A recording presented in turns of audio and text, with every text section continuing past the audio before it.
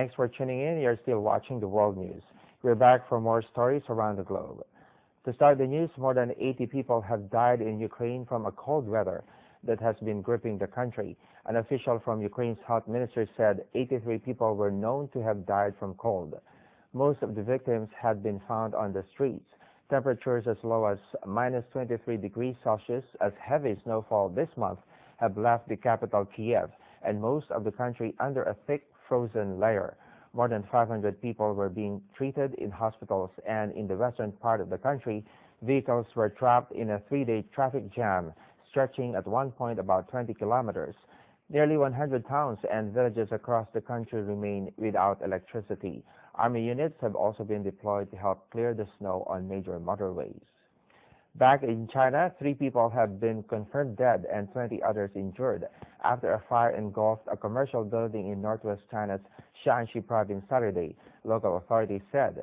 The fire broke out in the 14-story World Trade building in downtown city of Yan'an. The number of injured stood at 20, all in a stable condition, according to sources with the local hospital. 3 of the injured are staff members of a hotel located on the upper floors of the building, while the rest were all guests. More than 460 firemen and police brought the fire under control as of afternoon. About 1,700 residents living next to the building have been evacuated so far. Related work has been carried out to deal with the aftermath of the fire, and evaluation of property loss is currently going on. Moving now to the UK, the Environment Agency has warned of life-threatening floods on Saturday as torrential rain battered parts of Britain.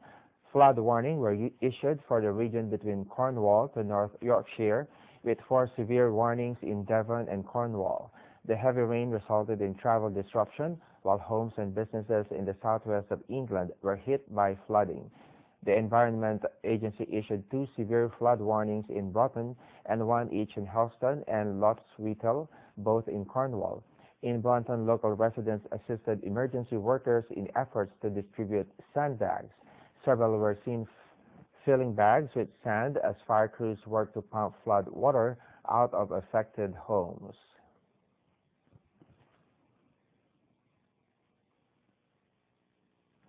Now turning to Germany, we feature the festive capital of Berlin and get thrilled at the ongoing Circus Festival. Here's more. In the ring, this year's Roncalli Christmas Circus opened in Berlin on Thursday evening. Clowns and acrobats from all over the world will thrill visitors with classic circus numbers until January 6th. Circus Roncalli was founded in Vienna in 1975. Nearly 50,000 visitors came to last year's special Christmas show.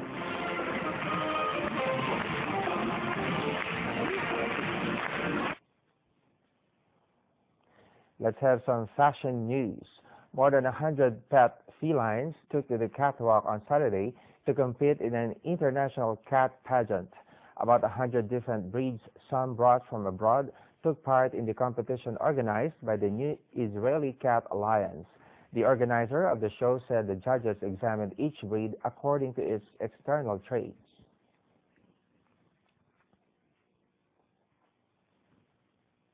This competition is supposed to check first that the cats are to conformity with the standard. We have about 70 or 80 breeds that are recognized by the association. Each one will have a breed standard, that means criteria that we developed, that the ear size or ear shape. Cats of all shapes and sizes were paraded on stage, competing for prizes in different categories. Among the competitions held in the event was the choosing the king and queen of the cats, who will represent Israel in international competitions. Dozens of cat admirers were at the exhibition and enjoyed the performances. The cats were displayed in the Novet Chikma Community Sports Center in Rishon LeZion, where judges from France, Israel, and Britain awarded the titles King and Queen of Cats.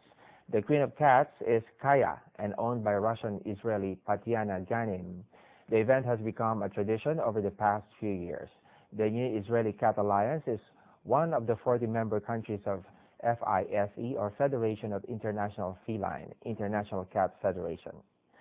Let's head to Honduras. Crowds of mystics, hippies, and tourists joined Honduran Mayans on Saturday to celebrate the dawn of new calendar era amongst the ancient ruins of Copan, located in western Honduras about 37 miles from the border with Guatemala. Honduran descendants of the ancient Maya performed a ritual around a blazing fire to mark the close of a 13th Baktun, a calendar period around 400 years. As the world awoke to the start of a new era of the ancient calendar, visitors to the Copan ruins say they feel closer to nature. Thousands of international tourists were predicted to visit the ruins of ancient Mayan cities across the region for the occasion. The buzz surrounding the Maya end of days has generated massive international interest in the ancient civilization and surge in tourism across the region that experts hope will continue long into the new Mayan year. And finally, in sports, Andreas Plummaker of Australia and Tomoka Takochi of Japan took the men and women wins in the first of the 2013 FIS Parallel Giant Slalom season in Carezza, Italy on Friday.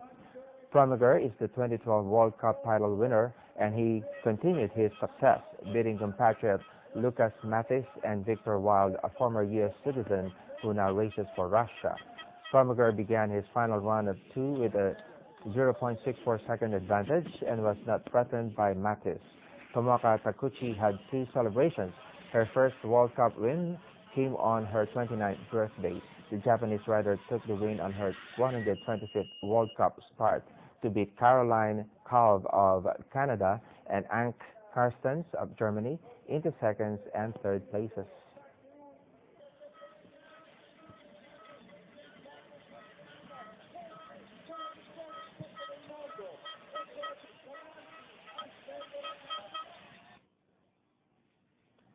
On that note, we end today's world news.